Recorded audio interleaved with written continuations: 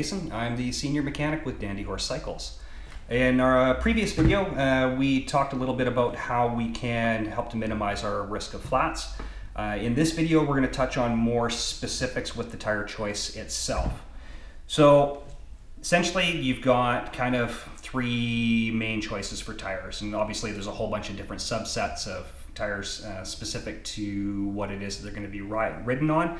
We're not going to get into that today. Today we're going to focus on commuter tires specifically. So looking at the base, this is typically what you'll find equipped on most commuter bikes, not necessarily this brand and model, so we can't point fingers there, but generally speaking, it's a fairly lightweight tire. If you were to remove it, you'd find it very, very easy to compress. So what that tells us is there's not a lot of flat protection built into this tire. The rubber compounds, really for a $20 retail tire, you're not going to get super traction, you're not going to get great longevity, super basic. So something that will give us a little bit better flat protection, we're going to use this particular tire as an example.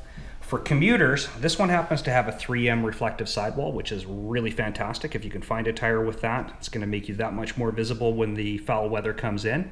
So good thing to look for. We've also moved up to about the $50 price point. So this typically is going to be mid-range of what we're looking for tires. Now if we come in and have a look at the tread, so we've got quite a bit of grooving and a good depth to that tread. And if we were to compress this, it's quite a bit stiffer than what our entry-level tire is. So that's a good indication that there's a nice hard barrier built into that. So it should offer quite a bit of protection. And typically as you move up in price point, your maximum recommended pressure goes up as well.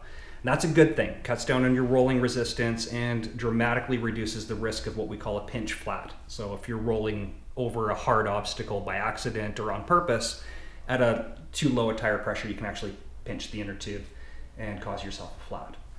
Now moving up to the best, I use the term best somewhat loosely because my best is going to be different from what your best is, but these are my personal favorites, coming in at about a $75 retail. So this particular one still has that 3M reflective sidewall. So again, commuters, if you can get these, get them on your bike at any price point, look for them, ask for them. They are out there. And as far as the tread is concerned, this particular one is just a little bit smoother through the center, but it has quite a bit more texturing out towards the edges. The sidewall is incredibly stiff, and you're almost not able to compress that tire at all. So that'll have the maximum flat protection that you can get in a tire without it being a solid tire. It'll take a big old piece of pig steel to get through that and cause a flat for you.